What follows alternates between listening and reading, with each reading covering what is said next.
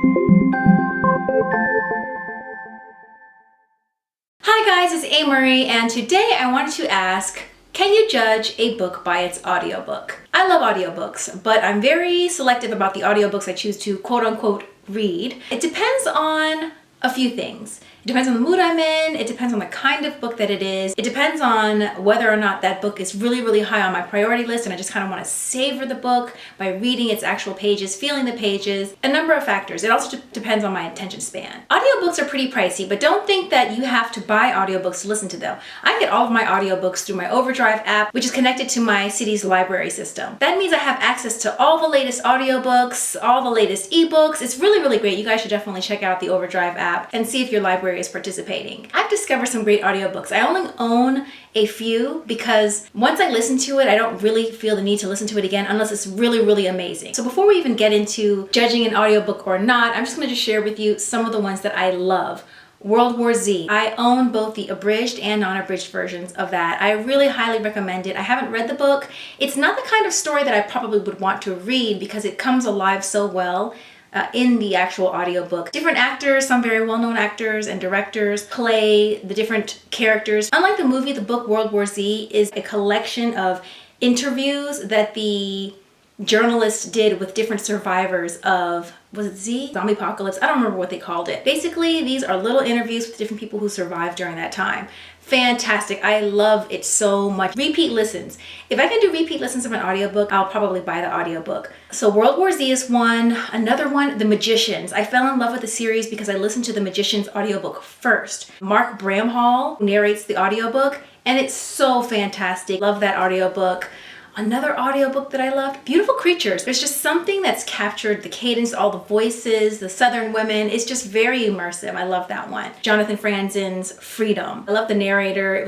Everything was just really funny. But sometimes an audiobook can make you feel a book isn't for you. For instance, when I listened to Special Topics in Calamity Physics by Marsha Pessel, the narrator of that one just somehow wasn't connecting and it made me somehow dislike the story. If you're listening to someone narrate a character's voice and you find it off-putting in some way, it makes you feel like the character is off-putting. So it's kind of like that first initial reaction. So that was kind of making me not like the story so much. But that's why I wanted to go back and reread the story one day because I felt like it was a narrator thing and not necessarily the story itself. Not saying that the person wasn't doing their job well. It was just something about the voice and the inflection, something about it wasn't connecting with the story for me. Sometimes I know that it's me. For instance, when I'm doing a lot of things, busy stuff, like I was helping my sister move once and I was listening to American Gods by Neil Gaiman and I was catching parts of the story, but I know that when I'm doing stuff like that and I'm listening to an audiobook, I'm not really giving it my full attention, so I miss certain things. I miss some things that may be important, and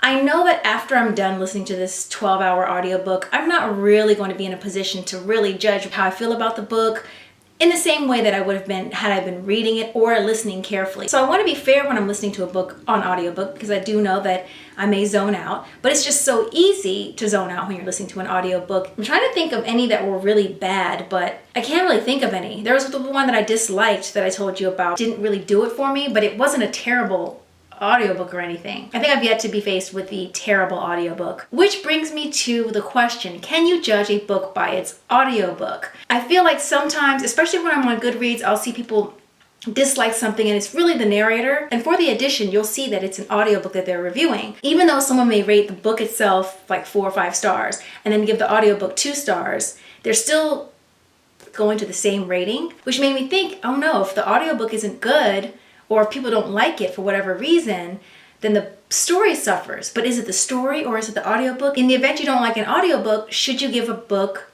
another chance? Give it an actual read. Because you may love the story, but the audiobook just didn't connect with you or you didn't like it for whatever reason.